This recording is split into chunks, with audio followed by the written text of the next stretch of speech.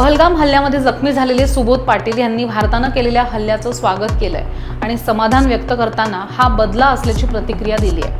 आमच्यावरती झालेल्या भ्याड हल्ल्याचा भारतीय सैन्यानं अतिरेकी कॅम्प उद्ध्वस्त करून बदला घेतलाय आणि फक्त पुरुष लक्ष केल्यानं सिंदूर मिशन राबवल्यानं चोख प्रत्युत्तर दिल्याचं यावेळी पाटील यांनी सांगितलं। सरकारने दहशतवादी हल्ला केला, बदला घेतलेला आहे, स्ट्राईक केलेला आहे, काय म्हणा?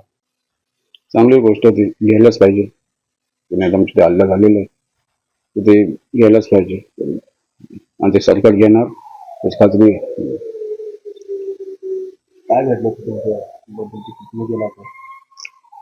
आम्ही जस्ट वरती गेलो होतो काश्मीर रॅलीमध्ये, ठीक आहे। जस्ट मी एंट्री केली 5 मिनिट पण झाली नसते ते पाठीमागे असा आवाज यायला लागला फायरिंगचा आम्ही दुसऱ्या काय आवाज असेल, आम्ही आणखी थोडं 3-4 पावलं आणखी पुढे गेलो तर बघतो परत असे कंटिन्युअस फायरिंगचे आवाज यायला लागले। आवाज आला ते मेसेज नाही आणि आम्ही दोघे वर्ष मागे बघितलं तर एकदम पब्लिक अशी जेवपाट अशी पळत सुटली ती त्याची आम्ही पण त्याच्यात म्हणजे आम्ही धावत सुटलो। फायरिंग कंटिन्यू चालू, आम्ही बेफाम धावत सुटलो ती पब्लिक तिथे मॉल सगळे एका ठिकाणी जमली होती। आम्ही जाऊन तिथे आम्ही बसलो तिथे अतिरेकी तिथे आलो जवळ काही मिनिटातच। हिंदू कोण कोण आहे इधर राजे सगळं तिथे सगळं घाबरलेले होते, सगळे हात जोडत होते, काही बोलत नव्हते। आमच्या समोरच 3-4 पर डिझेल त्यांनी शूट केलं चालू, त्याने आम्ही आणखी घाबरलो। परत म्हणाला की हिंदू कोण कोण आहे हे पाहिजे, कोण काय हे करत नाही। पण जेव्हा त्यांनी ते एकदम फायरिंगची जी सुरू केली मध्ये सुद्धाने सगळी कृपेने एक गोळी माझ्या मानेला लागली एकदम पुढे माझं डोकं असं टर्न असं हे झालं आणि क्षणात मी आपलं बेशुद्ध झालो। काही आता त्याचं काय घडलं ते मला माहिती नाही, बेशुद्ध झालो। काही तासानंतर मला ती शुद्ध आली बघतो तर मिसेस इथे नव्हती। मी आणखी घाबरलो, टेन्शनमध्ये आलो, काय झालं काय आहे। तिथे बघितलं सगळे बॉडी सगळं पडलेले होते या साईडला। परत त्याच्यात एक केलं इथे असं या साईडला बघितलं तर पूर्णपणे बॉडी पूर्ण सर्व पडलेले होते बॉडी। सगळं खराब तुम्ही अनुभवलं नंतर तुमची काय इच्छा होती किंवा हे सगळं नंतर काय झालं त्या सरकारने कसा बदला घेतला?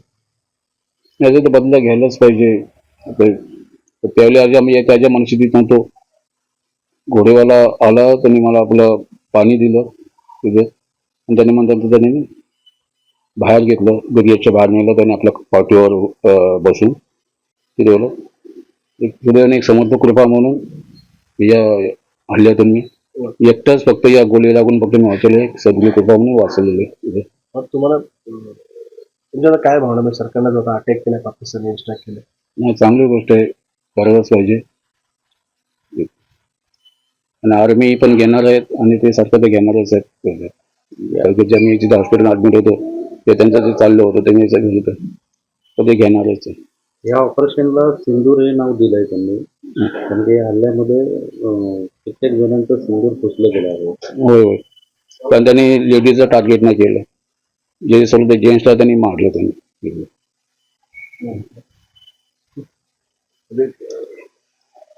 ऑपरेशन सिंदूर नाव दिले, काय म्हणाले? बरोबर आहे नाव ज्या पद्धतीने बदला घेतला? हो बरोबर आहे, पण त्याने बऱ्याच जणांचे त्यांचे सौभाग्य फिरवून घेतलेले।